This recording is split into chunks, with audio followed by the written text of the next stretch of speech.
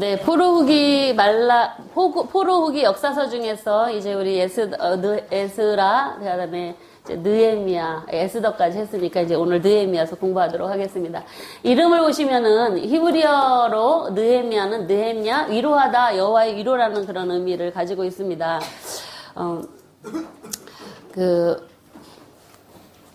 원래 아까 말씀드렸듯이 에스라서와 느헤미야서는 원래 한 권의 책으로 이제 그 번역하는 과정 중에 두 권으로 나뉘어졌다라는 부분들을 여러분 참고해서 같이 이해하시면 되겠습니다. 기록자는 느헤미야 3차 포로 귀환자를 인솔한 분으로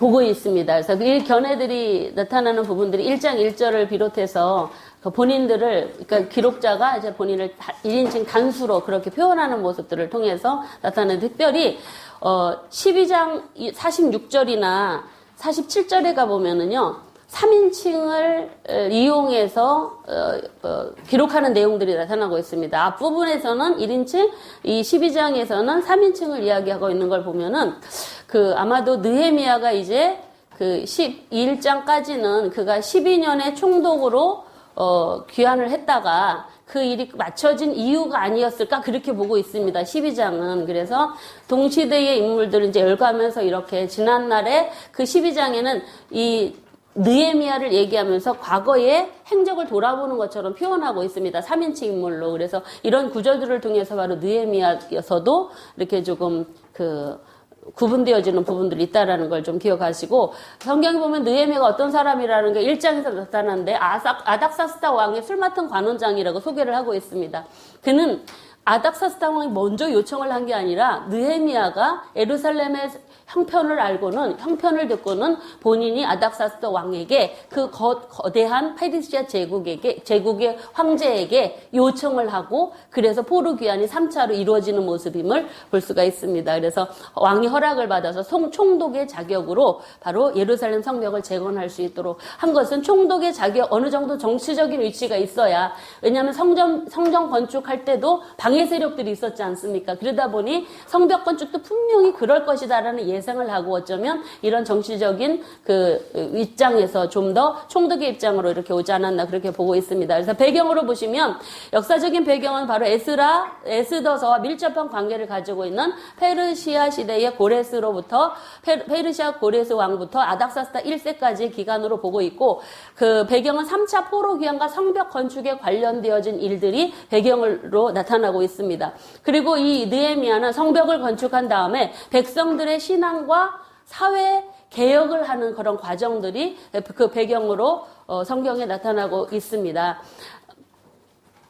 그리고 기록연대를 보시면은, 기록연대는 444년에서 425년, 그가 12년의 총독으로서의 재임 기간으로 이 기록연대를 보고 있습니다. 그래서 느헤미야 아닥사스다 20년에 그가 총독의 신분으로 3차 귀환 길에 이르렀다라는 부분들, 그리고 성경에, 왜냐하면 에스라나 느헤미야나 바로 그 아닥사스다 몇 년에 내가 귀환했다라는 기록이, 역사적 기록이 있기 때문에 그런 말씀, 여기에서도 이제 그 기록 연대를 이렇게 보고 있습니다.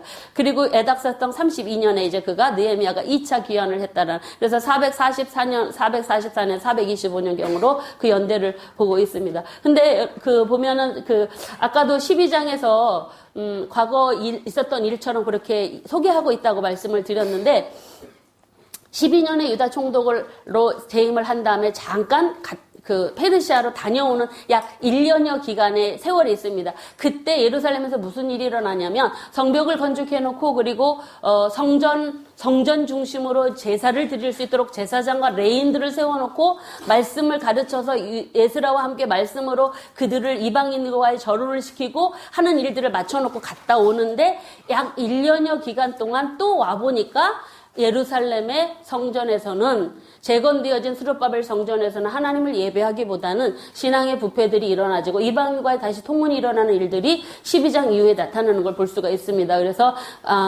아닥사스당 32년에는 두 번째 귀환하는 것입니다. 갔다가 다시 오는 이 12년의 총독의 직임의 시간들이 다 맞춰지고 돌아오는 시간. 그래서 이 432년은 이 12년 후에 442년 12년 후로 그렇게 보시면 이렇게 되겠습니다.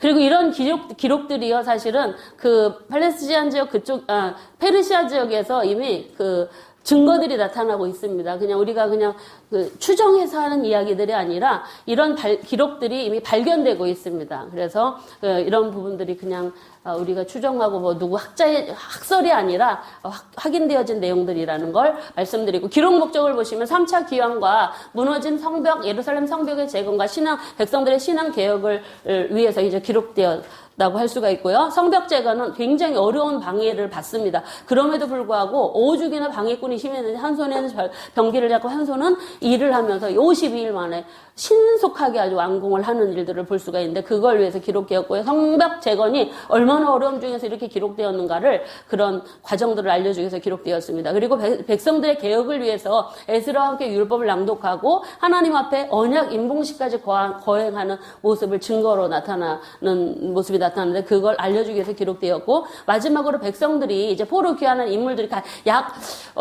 기록되어 보면 한 5만여 명이 약간 넘지만, 남자 이름만 그렇게 되지만 그 위에 플러스 돼도 예루살렘 그 거주지, 그 사람들이 지금 포로 귀환자들이 사는 공간이, 여러분 고향으로 돌아오면, 본국으로 돌아오면 어디 가서 살고 싶습니까, 여러분? 여러분 고향 가서 살던 곳 가서 살고 싶지 않겠습니까?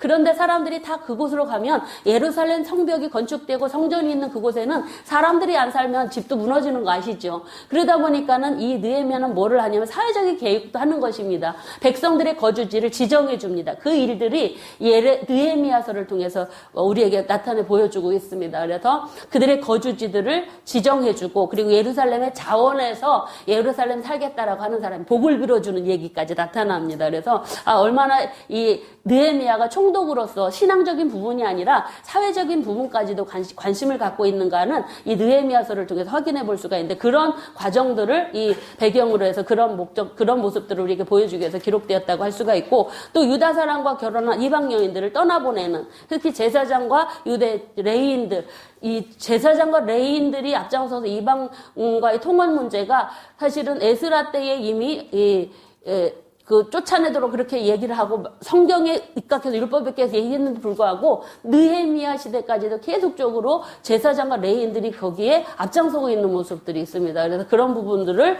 이제 이방인들과의 혼인 문제를 여기에서 완전히 떠나보내면서 그 과정들을 알려주기 위해서 기록되었다고 할 수가 있습니다. 그래서 느헤미야, 그러니까 우리가 에스라와 느헤미야의 종교개혁을 보면 에스라는 신앙적인 부분에 있어서 신앙개혁에 관심을 초점을 뒀다면 느헤미야는 조금 사회적인 개혁, 이렇게 사회개혁, 그 백성들의 삶을 살피고, 총독이니까 그런 부분들에서 에스라는 제사장이니까 이런 부분들이 좀 차이점이 있다라는 걸, 동시대 활동했지만 그런 차이점이 있다라는 걸 여러분들이 기억하시면 좋겠습니다. 그리고 그 느헤미야는 이제 13장까지 있는데 두 부분으로 나뉘어져서 7장까지는 3차 귀환과 성벽 재건에 대해서, 8장부터 13장까지는 다시 시작되는 언약 공동체를 통해서, 앞에서도 말씀드렸듯이 이스라엘 백성 포로 귀환 공동체는 하나님께서 바벨론으로 보내신 좋은 무화과들이었습니다. 하나님 기대하시는 사람들, 이들을 잘 70년 동안 훈련시키면 하나님의 기뻐하시는 다윗의 후손을 이어가는 하나님의 거룩한 백성들로 구성되어진 하나님의 신정 왕국을 세우고자 하시는 그런 기대하는 사람들이었습니다. 그래서 느헤미야를 통해서 하나님께서는 에스라 포로 후기의 에스라와 느헤미야를 통해서 그 공동체들이 이루어가는데, 그걸 이제 에스라와 느헤미야를 통해서 사회개혁까지 완성되어가는 과정들이 이 느헤미야에 나타나고 있다고 할 수가 있습니다. 그래서 3차 귀환과 성벽 재건의 모습은 바로 자세히 보기를 보면 느헤미야가 기도하면서, 예루살렘의 소식을 듣고 기도하면서 귀환을 요청하고 총독으로 파견받는, 귀환하는 내용들이 과정이 1, 2장에 나타나고 있고, 돌아오자마자 그는 바로 3일 만에 뭐 하냐면 성벽이 어디에서 무엇가 문제 있는가를 돌아봅니다. 아무도 모르게. 굉장히 느헤미야는 제가 성경을 보면서 보는 기도의 사람, 그리고 굉장히 부지런하고 세심하고 꼼꼼하게 무언가를 계획적으로 신중한 사람으로 보여지더라고요. 그래서 이따 이제 구절들을 말씀을 드리면서 이런 하나님의 기도, 무조건 불로 기도의 사람이 아니라 모든 면에서 굉장히 준비되고 부지런하고 또 꼼꼼하고 세심하고 하는 부분들이 참 지도자들에게도 필요한 부분이 아닌가 하는 부분을 전 느헤미야를 통해서 봤거든요. 그래서 한번 확인해 볼 수 있는 시간 되었으면 좋겠습니다. 그런데 이제 돌아보고 성벽이 어디가 문제 있는가를 돌아본 다음에 바로 지도자들을 불러서 성벽 재건을 해나갑니다. 그래서 성벽 재건을 하고 성문을 달고 하는 그런 과정들이 있는데 그 과정의 이야기가 6장까지, 3장부터 6장까지 있는데 방해 공작이 아주 심합니다. 어떤 방해 공작이 있는가를 여기서 살펴보게 돼 있고 성벽과 성문 재건이 완성되는 이야기, 그래서 하나님 앞에 봉헌하는 이야기가 6, 7장에 나타나고 있고, 그리고 이제 성전이 재건됐죠? 성벽이 재건됐습니다. 그러고 나서 이제 율법을 낭독하고 언약, 하나님의 말씀대로 살겠다라고 결심하는 사람들을 다 불러 말씀을 낭독하고 우리 이제 말씀대로 살겠습니다라고 하는 사람들을 인봉하고 이름을 써서 기록한 이 기록이 여기 8장부터 10장에, 여기에도 인봉한 사람들의 명단이 나옵니다. 그래서 포로 귀환에서 포로 귀환자들의 이름이 에스라서에도 2장 8장에 나오듯이 10장에서는 뭐 이방인과 결혼한 사람들 나오듯이 여기에서는 이 언약에 인봉한 사람들의 명단이 등장하고 있는 걸 볼 수가 있고요. 예루살렘 성읍의 정착 및 명단에 대해서도 여기서 언급합니다. 아까 거주지 선정해드렸다고 그랬잖아요. 사회개혁의 부분들을 11장, 12장에서 여기서 이야기하고 있고, 마지막 13장은 뭔 얘기냐면 이제 12장 이후에는 13장 이야기는 느헤미야가 이제 그 총독일이 다 맞춰 12년에 기간이 다 맞춰져 들어갔다가 다시 왔는데 여전히 아직도 제사장과 이 레위인들이 이방인과 살고 있고, 성전에다가 세상에 대제사장이 암몬 사람을 그 성전, 예루살렘 성전 성물 11조를 드리고 그리고 헌물을 드리는 그런 것들을 만들어 놓은 창고를 내준 거예요. 암몬 사람에게. 대제사장이 당시 그거에 대해서 막 열받고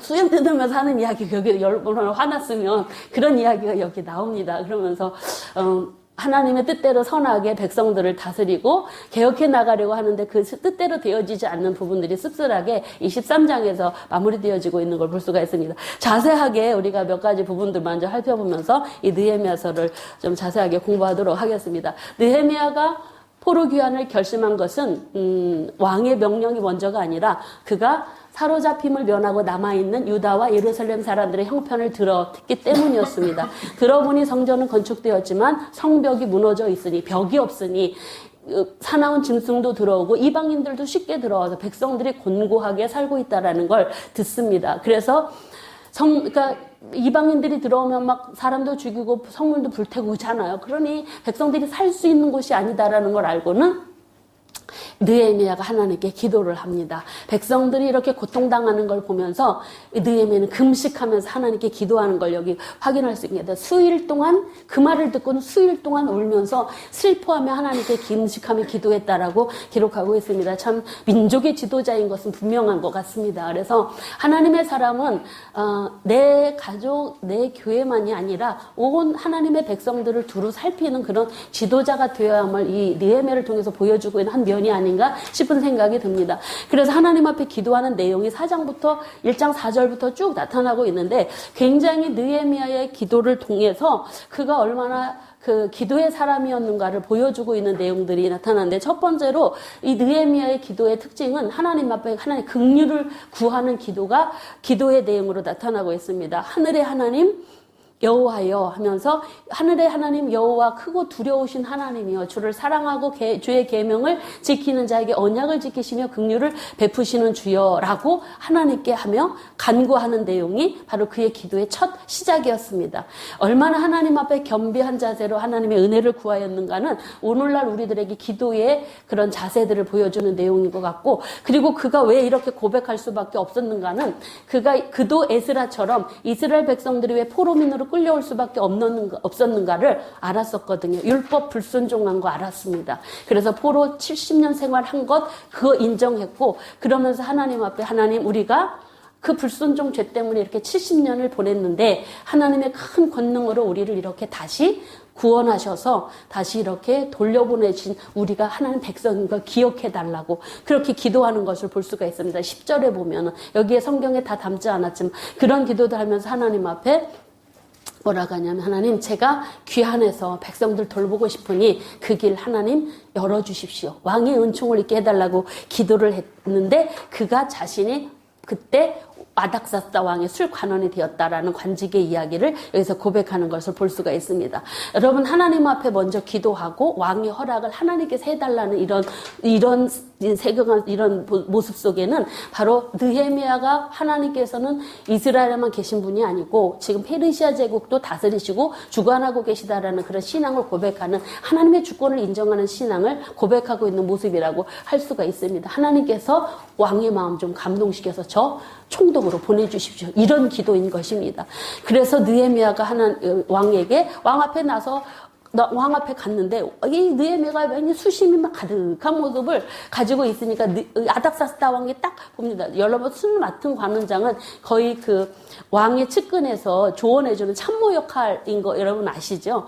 그래서 삼국지에 보면은 지략가였던 뭐 그 제갈공명이나 조조에게는 사마이가 있고 유비에게는 제갈공명이 있었고 조조에게는 사마이가 있었듯이 아마도 당시 아닥사스다 왕에게는 이 느헤미야가 그런 참모 역할을 하는 조언자로 그렇게 최측근에서 술 따라주면서 같이 술 마시면서 국론을 이야기할 수 있는 그런 위치에 느헤미야도 상당한 위치에 있었던 걸 볼 수가 있습니다.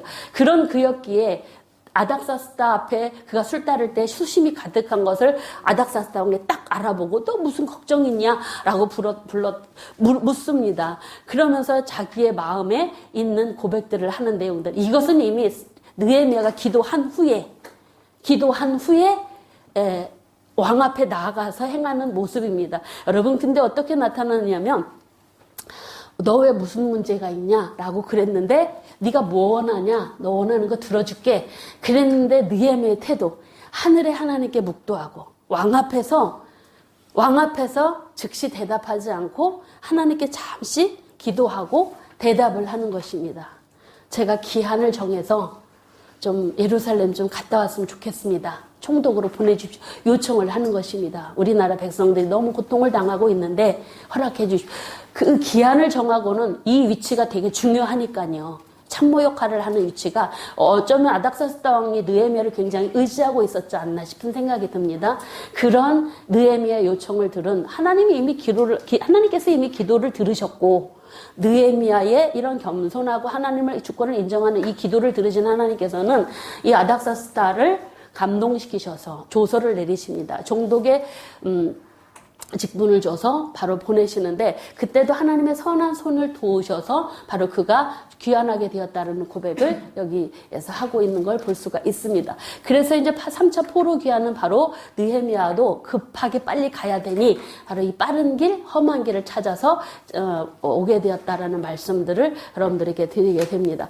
여러분 그래서 이제 페르시아의 총독의 그 직임을 가지고 느헤미야가 예루살렘에 들어갔는데 사흘 만에 무엇을 하냐면 야간 잠행을 합니다. 아무도 모르게. 그래서 불탄 성벽이 어디 있는지 돌아보고 구체적인 계획을 세웁니다. 그래서 구체적인 계획을 세우면서 계획을 세우고 지도자를 모읍니다. 그래서 성벽이 어디 무너졌더라. 이거 세워져야겠다 하면서 의논을 합니다. 그런데 그렇게 해서 지도자들과 함께 하는데 그때 암몬 사람, 아라비아 사람들이 방해하고 비웃는 세력으로 등장을 하게 되어집니다. 그런데 그때도 느헤미야는 성경을 뭐라고 고백하냐면 하나님의 도우심으로 우리가 성벽 재건에 하나님께서 나와 함께 하시고 하나님 도우시니 우리가 성벽 재건에 힘을 모으자라는 이야기들을 합니다. 왜냐하면 자신이 이미 경험을 했잖아요. 그 아닥사스다 왕의 도움을 받아서 지금 포로 귀환이 되어졌고, 그리고 자세히 살펴보니 하나님의 도우심이 올 때도 힘들었지만 하나님의 도우심이 있었다라는 걸 경험했기 때문에 지도자들을 그렇게 격려하는 것입니다. 하나님이 함께 하시니 우리 성벽 재건합시다. 그래서 이제 성벽 재건이 시작되어지는데, 그때면 그것이 순조롭게 되었겠습니까? 그런데 이를 진척하는 과정도 보면은요, 이 느헤미야는 굉장히 일을 조직적으로 합니다. 각자 일을, 성벽 건축이 제대로 될 수 있도록 각자 일을 할당해 줍니다. 너는 뭐하고 너는 뭐하고 아주 구체적으로 이렇게 할당을 해주는데, 나이 상관없이, 계층에 상관없이 모든 백성들이 동참하도록 하는데, 그 일에 방해꾼들이 나타나고 있습니다. 그 사람들이 누구냐? 산발락, 암몬 사람 도비야, 아라비아 사람까지 합세해가지고 성전 재건한다니까 막 비웃고 조롱하고 난리가 났습니다. 뭐라고 그러냐면, 야, 그거 한번 건축해봐라. 여우도 무너지겠다. 그때 아마 돈도 많이 여유가 있지 않았던 상황이었던 것 같습니다.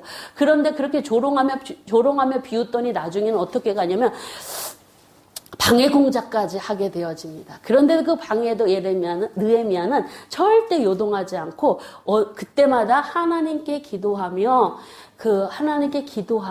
일을 합니다. 하나님께 기도하고 인간적으로 파수꾼도 세우고, 그리고 방비하면서 일을 하더라 하는 그런 이야기. 그러니까 굉장히 안전에도 신경을 쓰고 방해 공작이 있으니까 일사불란하게 건축을 하는 것들을 볼 수가 있습니다.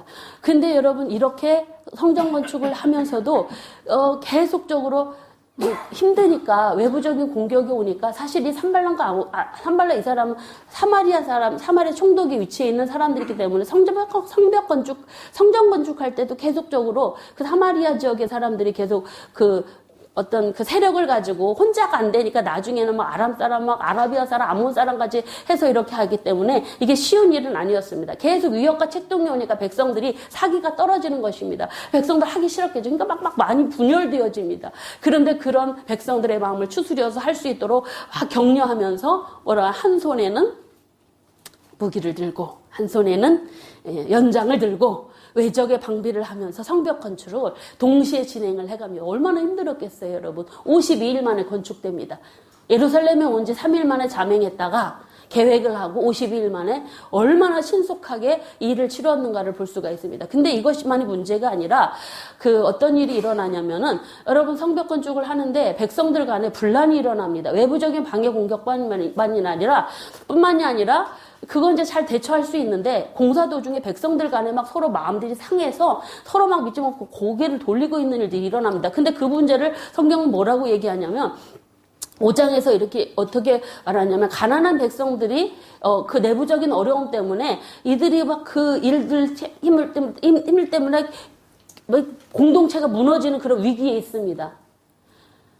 그래서 무슨 문제인가 하고 살펴봤더니, 성벽 공사에 동참한 가난한 사람들을 다 동참을 했는데, 이제 흉년 때문에 식량난이 오고 경제적인 어려움이 오니까 아마도 논밭을 팔아서 담보해서 돈 빌려서 또는 성벽 건축에 헌금도 했을 것이고 그랬을 것입니다. 근데 돈 빌린 사람한테 세금을 많이 부담을 한 것입니다. 그러니까 이 가난한 사람들은 돈 있는 유대인들한테 전답을 맡기고 돈을 빌린 것입니다. 근데 그 이자가 너무 많으니까 이 가난한 백성들이 살 수가 없는 것입니다. 그래서 이 느헤미야가 조사를 해보니까 이 각 지방의 관리들, 유지들, 고리대금 업자들이 이 중심으로 해서 가난한 백성을 착취하고 있는 것입니다. 심지어 노예 매매까지 있습니다. 여러분, 하나님의 백성 사이에는 노예제도 없습니다. 하나님께서 당신의 백성들은 노역도 못하게 하셨습니다. 노역도 서로. 백성들끼리는 서로 일도 노예처럼 시키지 말아라는 그런 말씀도 있습니다. 근데도 그게 이제 솔로몬 시대, 이렇게 르호보암 시대로 이렇게 넘어가요. 근데 그리고 구약 시대에도 보면, 근데 그런 일들이 노예까지 매매되어지는 일들을 알고는 분노해서 뭐라고 하냐면, 느헤미야가 이 사람들을 꾸짖습니다. 지도자들을, 고리대금업자들을 꾸짖는데, 그 일을 행동할 때도 이 느헤미야는 깊이 생각하고 합니다. 함부로 그냥 행동하지 않고 참 배울 점이 많은 민족의 지도자인 것 같습니다. 그래서 깊이 생각하고 귀족들하고 지도자들이니까 함부로 이렇게 혼내면 안 되니까 그러면서 책망을 하는 것입니다. 너희들 왜 동족한테 이렇게 심한 이자 받냐? 사실은 이자 받으면서 돈 빌려주지 말라고 율법에 규정되어 있지 않습니까, 여러분? 그거 해서 그래서 그거 전답 무조건 돌려줘라. 가난한 사람들 그거 갖고 먹고 사는데 너네 그러지 말라. 출애굽기 22장 25절에 보면 외국인에게는 정당한 이자를 받을 수 있지만 동족에게는 못 받도록 규정이 되어 있습니다. 그 얘기를 하는 것입니다. 그래서 이자 받으면서 부담하는 그런 것들 때문에. 그런데 이 이야기가 반발 없이 잘 해결이 됩니다. 그러니까 얼마나 신중하게 기도하며 그 백성들을 지도자들을 잘못하는 지도자들을 다스렸는지 다 이 느헤미야가 하자는 대로 합니다. 근데 느헤미야가 하는 것들은 자기네 개인의 영화를 위한 것이 아니라 바로 백성들에게 헌신적인 본을 보이기 위해서 그는 이런 이야기들을, 그러니까 느헤미야가 헌신적으로 하니까 그 이야기가 먹혀 들어갔던 것입니다. 아마도 느헤미야가 총독이니까 페르시아로부터 돈 받지 않겠습니까? 봉급받겠죠. 그러면 거기에서 총독으로 있으면서 백성들에게 막 이렇게 세금 걷어가지고 주머니 하는 거 안 했다라는 이야기입니다. 그 정도로 느헤미야가 돈 문제에 있어서 백성들에게, 지도자들에게 믿을 만한 사람이었기에 너네 그거 하지 말라. 이자 받지 말고 그리고 전답 돌려줘라. 이런 돈 얘기했을 때 백성들이 수긍했던 건 느헤미야가 그렇게 깨끗한 지도자였다라는 걸 보여주는 한 일면이라고 할 수가 있습니다. 그런 부분들이 이제 느헤미야의 모습을 통해서 나타나는데 이렇게 백성들 간에 일어나는 문제들을 이제 해결을 합니다. 이자 문제로 인하여서. 근데 그것만이 끝나는 게 아니라 느헤미야를 음모하는 일이 이제 생깁니다. 말로 해서 조롱해서 안 되니까 이제는 아주 음모를 꾸밉니다. 그런 일들이 이제 산발랏이 계속 사람들을 막 동원을 해서 음모를 꾸미는데 처음에는 거짓 회담을 제안을 해서 오면은 죽이려고 하는 그런 음모를 꾸며서 4번이나 회담을 제의하는데 이 느헤미야는요 빨리 공사를 해야 되니까 방해꾼이 많으니까 빨리 해야 되니까 거기에 아주 귀뚱으로도 안 듣습니다. 그냥 회담이 와도 그냥 거절하고 반응하지 않습니다. 그런데 나중에는 5번째는 어떻게 오냐면 봉하지 않은 편지를 들려보냅니다. 이건 무슨 의미일까요? 보라는 것입니다. 이것은 바로 느헤미야가 왕을 모반했다라고 모함하는 내용이 담겨진 편지입니다. 그걸 봉하지 않고 바로 느헤미야에게 전달하라고 합니다. 너 고발하겠다. 그리고 사람들한테 다 알리라고 그 보내는 사람도 다 보라고 밀봉하지 않으죠. 보냅니다. 그런데 거기에도 느헤미야는 요동하지 않습니다. 너 왕 되려고 하는 거지? 너 지금 성벽 건축하고 유대의 왕 되려고 하는 거잖아. 나 이거 줘서 페르시아 왕에게 보내면 너 끝이야. 이런 내용이거든요. 그런데 거기에 대해서도 느헤미야는요 절대 요동하지 않습니다. 그런 회담들이 있지만 근데 그때마다 느헤미야는 내 손을 힘있게 하옵소서 하나님께 기도하면서 그 모든 눈물을 이깁니다. 그러면서 나중에는 스마야라고 하는 거짓 선지자를 보내서 나중에 뇌물을 주고 거짓 예언을 하게 합니다. 제사장들만이 너 죄 졌으니까 제사장들만이 도피할 수 있는 그런 도피처인 성전으로 도피해라. 너 누군가 죽이려고 이런 거짓말까지 전달을 하게 하지만 느헤미야는 거기에도 함정에도 빠지지 않고 믿음과 기도로 용기로 지도적으로 발휘하면서 52일 만에 성벽 건축, 성문 공사를 다 무사히 마치게 되어지는 이야기가 6장 15절부터 19절까지 나타나고 있는 걸 볼 수가 있습니다. 그런데 이렇게 성벽 건축하니까 주변에 방해하는 꾸리들이 이를 보고 두려워하고 크게 낙담했다라고 성경은 기록합니다. 이 모든 것들을 이 느헤미야는 뭐라고 얘기하냐면 하나님의 선한 도우심으로 이렇게 되었다라고 이야기를 하는데 그의 고백은 그렇지만 하나님 보시기에는 그가 하나님을 신실하게 믿는 믿음으로 그리고 지혜로 그가 갖고 있는 아주 용기 있는 지도력으로 그의 믿음과 기도의 은혜로 그렇게 이루신 하나님의 역사라고 볼 수가 있습니다. 그래서 이런 성벽 건축이 이렇게 완성이 되어진 다음에 뭐 하냐면 행정 조직을 하고 인구를 등록시켜서 이제 백성들이 살 수 있는 공간을 만들어줍니다. 그래서 그 부분을 이루기 위해서 이제 계보대로 사람들을 이제 다 인구조사, 옛날에는 집에 있으면 인구조사하고 그러는데 제 이름이 원래 남이래인데 제 이름이 2개예요.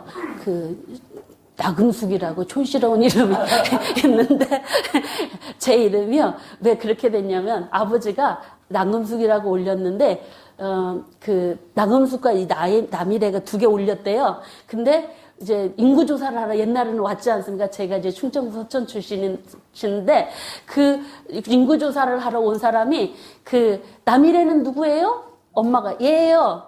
나금숙이 누구예요? 얘예요. 그 자리에서 이름을 지은 게 나금숙이랍니다.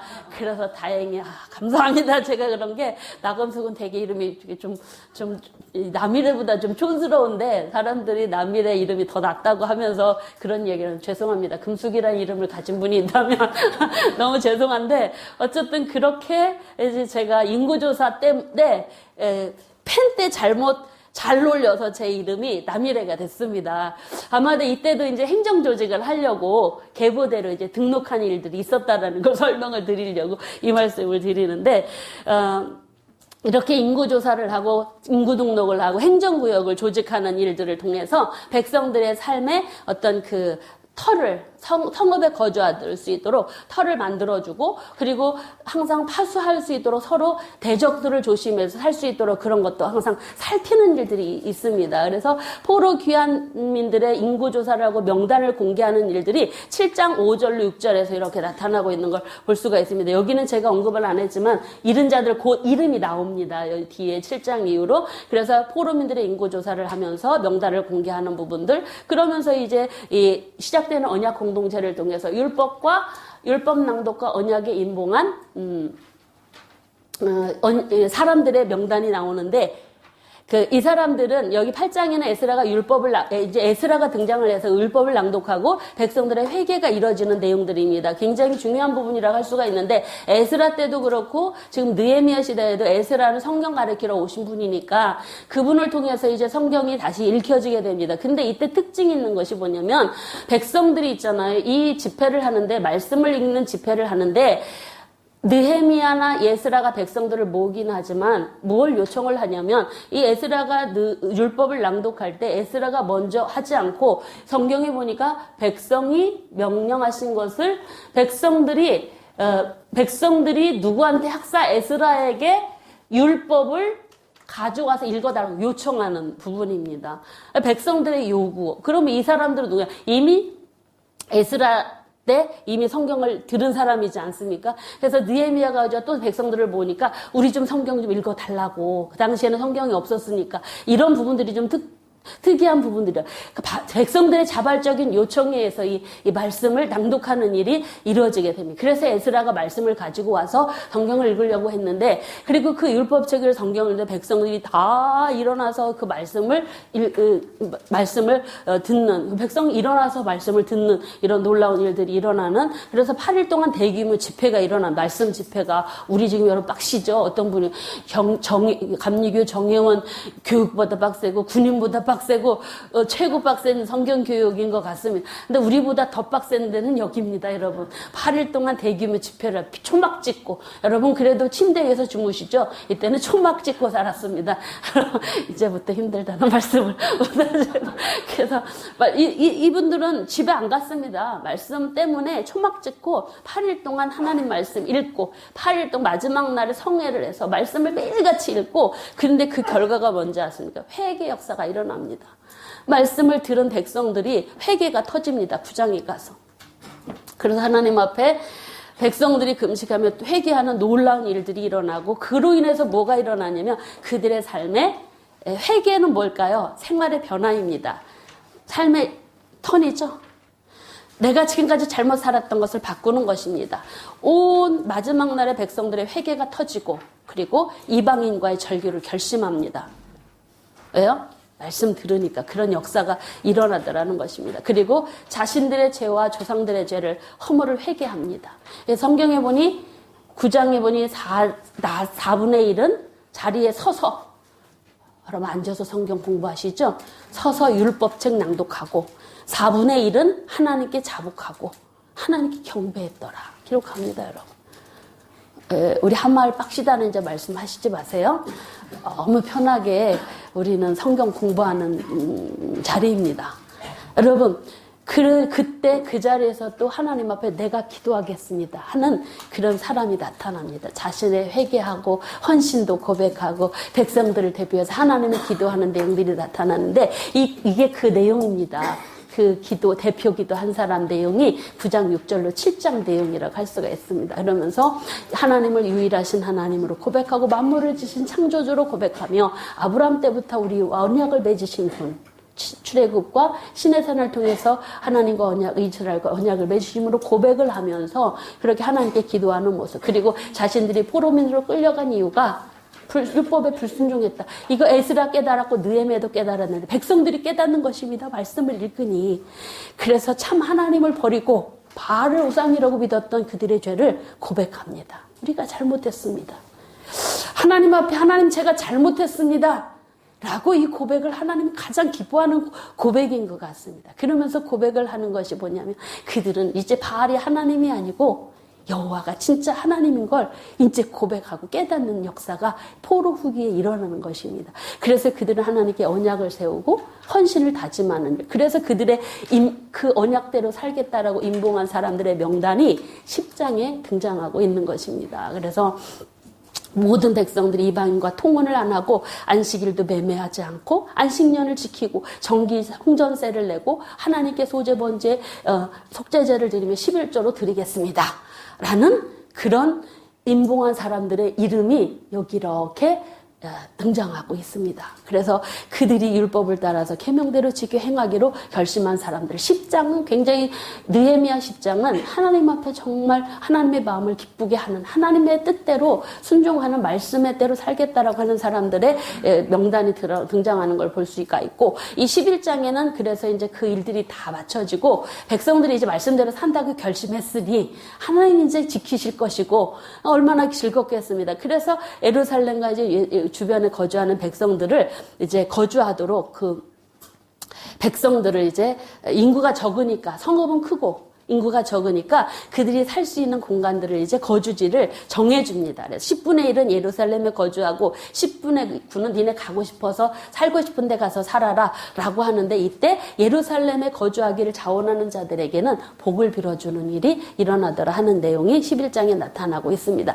그리고 이제 12장에서는 느헤미야가 이제 성벽을 하나님께 봉헌하는 일들이 일어납니다. 그리고 성벽 봉헌하기 전에 성전에서 일할 제사장 레위인들을 다 가게를 조사해가지고 레위인들의 명단들을 다 기록해갖고 그들을 세워놓습니다. 성전에서 제사 제대로 하나님 성벽 예배하라고. 그리고 성벽을 봉헌하는 일들이 일어나게 되어집니다. 그래서 제사장과 레위인들 세워진 자들이 이렇게 정결한 몸을 가지고 하나님께 봉헌하는 일들이 일어나고 그래서 이제 율법에 정한 대로 성읍마다 지도자들을 세워서 처음 익은 11조 율법대로 모든 것들을 하나님께 헌물할 수 있는 규례들도 만들어서 그렇게 살라고 규정을 해줍니다.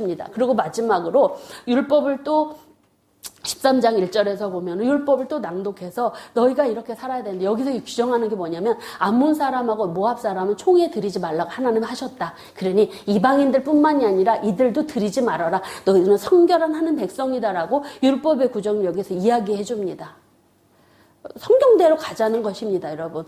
그러고 나서 그러니까 성전 제사에 이방인 무리가 드리지 말라는 이야기입니다. 철저히 하나님 앞에 거룩한 백성으로 세워 나가는 그런 모습들인 것입니다. 그러면서 이제 느헤미야가 여기 보시니까 32년에 아닥사스 32년에 왕에게 나아갔다가 총독의 임기 12년을 마치고 갔다 오는 이야기가 13장에 나타나고 있는 모습들입니다. 그러면서 갔다가 이제 돌아왔습니다. 돌아왔는데 무슨 일이 일어났냐? 와 보니까 난리가 났습니다. 난리가. 벌가 1년 정도밖에 되지 않는 상황인데. 그래서 그가 이제 총독으로 부임한 것들을 이제 총독이 원래 영구직임이 아니라 이제 얼마 동안 갔다 오겠다고 아까 약속했잖아요. 그래서 이제 다녀왔는데 와보니까 문제가 그 느헤미야가 떠난 사이에 예루살렘에 문제가 생겼습니다. 그 문제가 바로 뭐냐면 대제사장 당시 엘리야십이 암몬 사람 도비야십을 성전에 방을 내어주고 거기서 세간간에 살게 하고 유대인 스가냐와의 딸과 결혼시킨 것입니다. 암몬 사람을 조그맣까 성전에 누구를 들이지 말라고요? 암몬 사람과 모압 사람 율법 읽어줬는데도 그거 한 것입니다. 그래서 이 느헤미야가 또 급하게 귀환을 합니다. 그래서 돌아와가지고 알아봅니다. 그래서 이제 도비야에게 내어준 방이 재물을 두는 그런 거제물들이나 이런 11조 곡물들을 두는 방이었습니다. 그 방을 암몬 사람에게 내어주온 것입니다. 그래서 다시 돌아와서 보니까 그 난리 쳐 있는 것입니다. 그래서 백성들이 그렇게 이제 그래서 민장들을 꾸짖고 하는 그런 잘못된 모습들을 확인하고는 성전에 거주하던 암몬 사람을 도비아 세간을 다 막 내치고 결혼식에서 거기서 살라고 준 것입니다. 방을. 그럼 여러분 생각해 보세요. 당시 느헤미야 시대에 헌금도 잘 드리고 헌물도 드려서 제사도 드려서 헌물도 드려서 하나님 잘 섬기라고 이 성전 지어놓고 그런 방들도 다 만들어놨거든요. 레위인들 제사장들을 세워놓고 사실 성도들의 헌금은 레위인들과 제사장들의 생활비지 않습니까? 그러면 이 곳간이 율법대로 이 느헤미야의 요구대로 잘 순종했다라면 이 곳간을 이 곡물을 쌓아두는 헌금 헌물들을 쌓아두는 공간이 남아 있어야 될까요? 아니면 차야 있을까요? 차 있어야 될까요? 차 있어야죠. 느헤미야가 간 사이에 느헤미야의 말대로 하나님 말씀대로 하나님 선물 11조도 잘 드리고 헌물도 드리고 레인들과 그 제사장들의 생활을 돕기 위해서 그 예물들을 제대로 드렸다라면 빈 공간이 빈 방이 남아 있을 수 없습니다. 그런데 이 빈 공간이 생겨서 암몬 사람을 거기다가 유대인 결혼시켜갖고 살림살이를 내준 건, 이 방을 내준 건 뭐 했다는 얘기입니까, 여러분? 헌금 제대로 안 드리고 하나님 제대로 안 섬겼다는 증거인 것입니다. 그래서 와서 느헤미야가 얼마나 화나겠습니까? 그래서 도비아 내쫓고 성전을 다시 정결하게 합니다. 그리고 그곳에 다시 어쩌면 드려진 예물도 있었는데 그걸 다 내놓고 대제사장이 이제 그렇게 하지 않았나. 그래서 어떤 이유는 설명되어지지 않습니다. 하지만 제가 생각은 그렇습니다. 하나님 잘 섬기고 헌물들이 넘쳐났다면 어떻게 빈 공간 암몬 사람에게 이 결혼해서 살라고 방 내주겠습니까? 이 암몬 사람이 살 집이 없어서 거기로 와서 그런 건지 아무튼 뇌물 주고 대제사장에게 나 방 하나 주시 했는지는 모르겠지만 그런 일들이 일어났었습니다. 그리고 두 번째로 뭐냐면 율법이 규정한 대로 11조를 안 드린 것입니다. 이게 제 분명합니다. 11조 안 드렸으니 뭐 헌물을 놓는 방이 당연히 비니까 빈 공간이 와서 살아 그랬겠죠. 이런 일들이 느헤미야가 떠난 1년 사이에 일어났다라는 것입니다. 그래서 성전에서 봉사하는 레인들이 생활비 안 주니까 어떤 일이 일어나냐면 가족 부양을 위해서 성전 때려치고 일 때려치고 돈 벌러 갑니다. 성전 떠나서. 그래 제사 지내는 사람이 없습니다. 그러니 빈 곡물간에는 점점 비게 되고 그걸 느헤미야가 알고는 공동체 지도자들을 막 책망합니다. 엄하게. 레위인들을 다시 불러들입니다. 왜 헌금을 제대로 안 거뒀냐. 지도자들 세웠는데. 그리고 떠난 레위인들을 다시 세워서 11조 예물 제대로 철저히 드리도록 권면을 하고 그리고 그 예물들을 적절히 분배할 수 있도록 관리 감독까지 임명하는 일들이 이 13장에서 등장하고 있는 걸 볼 수가 있습니다. 그러고 나서 또 문제가 있는데 그 문제는 안식일 문제입니다. 제사 제대로 안 드렸다 그랬죠. 안식일 안 지킨 것입니다. 그래서 이 사람들은 안식일에도 장사하지 말고 일하지 말라는 계명을 어기고 성 안으로 들어와 장사를 하는 일, 범하는 일들이 하나님의 진노를 말씀을 보면은 생각을 할 텐데 이 안식일을 범하는 행동 사실 율법 어기는 거지 않습니까? 그래서 그 일들을 알고는 그 안식일에 성문을 막 다 걸어 잠그도록. 그러니까 성 밖에서 사는 사람들이 안식일에도 돈 벌려고 성문으로 들어와서 성전이 있는 데 가서 장사를 한 것입니다. 그래서 그곳을 성문을 다 잠그도록 하고 그리고 안식일을 거룩하게 지키도록 촉구하는 일들이 이때 일어났다라는 것입니다. 막 안식일 왜 안 보면 안식일 예배 안 드리니까 당연히 헌금들이 안 펴지고 그리고 나서 또 무슨 일을 발견하냐면 네 번째인데 이방인과 결혼 문제가 아직도 남아 있는 것입니다. 임봉도 했는데 말씀대로 살겠다고 해놔놓고는 지금 또 도루묵이 된 것입니다. 그래야지 도대체가 에스라 때부터 느헤미야까지 율법 낭독하며 통해 자복하며 아주 하나님 앞에 살겠습니다. 이름까지 다 기록해서 놨는데. 그 명단도 다 있는데 세상에 다시 도루묵이 된 것입니다. 이 하나님의 백성들이 하나님 말씀대로 살지 않는 모습을 바라보면서 이 얼마나 이 느헤미야가 답답하고 통탄했을까요, 여러분? 이게 지금 한숨 나와야 맞습니다, 여러분. 한숨 나와야 합니다. 이 대목에서 한숨 안 나오면 안 됩니다. 하나님의 한숨이어야 하는 것입니다. 하나님의 한숨. 그래서 느헤미야가 그렇게 애쓰고 힘썼는데도 다시 암몬 여인과 모압 여인을 데려다가 결혼한 일들이 일어나는 거예요. 이게 왜냐면 이 이방 여인들 때문에 이 우상숭배가 이뤄진 일들이 있었기 때문입니다. 근데 또 기가 막힌 게 뭔지 아십니까? 대제사장 엘리야십의 손자 요아다의 아들 하나가 성벽 재건을 반대에 앞장섰던 호론 사람 산발랏의 딸과 결혼한 일입니다. 참나, 맞아요. 참나. 얼마나 느헤미야는 기가 막혔을까요? 그래서 느헤미야는 13장 13절로 이렇게 23절, 27절에 보면 이방인들을 다 내어쫓고 떠나게 하고 이방인들과의 결혼을 한 그 제사장 직분을 더럽힌 그들을 하나님 기억해 달라고. 자신이 어떻게 할 수 없으니 제사장직을 하나님께 세우셨다라고 그렇게 믿으니까 그들을 어떻게 할 수 없으니 하나님께 그냥 기도할 뿐입니다. 그리고 마지막으로 느헤미야는 제사장과 레위 사람들을 반열대로 세워서 각자 직임을 감당할 수 있도록 일을 맡깁니다. 다시 합니다. 다시 시작하고 싶어하는 하나님의 마음. 그것이 바로 이 느헤미야의 마지막 모습이라고 할 수가 있습니다. 그러면서 백성들에게 정한 절기에 예물을 드리도록 개혁을 하고, 그러면서 하나님 앞에 마지막 절이 이 선한 일을 하나님께서 기억하시고 복을 주시도록 기도함으로 이 느헤미야가 맞춰지고 있는 걸 볼 수가 있습니다. 느헤미야가 얼마나 기가 막혔겠습니까, 여러분? 내가 간지 한 1년도 안 돼서 어떻게 이렇게 다시 도루묵이 될 수 있었을까? 이것은 바로 이 느헤미야의 이 한탄스러운 이 모습은 하나님의 마음인 것입니다. 그렇게 기대를 했고, 아니, 말씀 들으면서 통에 자복하고 회개했잖아요. 아니, 그런데 왜 다시 돌아갔을까요? 여러분, 이 모습이 참 우리의 마음을 진짜 아프게 하고 답답하게 하고 안타깝게 하는 모습이라고 할 수가 있습니다. 포로 후기의 모습입니다. 하나님은 끊임없이 이럼에도 불구하고 이스라엘 백성들을 향한 은혜와 회복을 이야기하지만 백성들은 여전히 하나님을 거역하고 율법을 거역하고 하나님과 반대되는 길로 걸어가는 이 모습이 과연 이들만의 문제일까?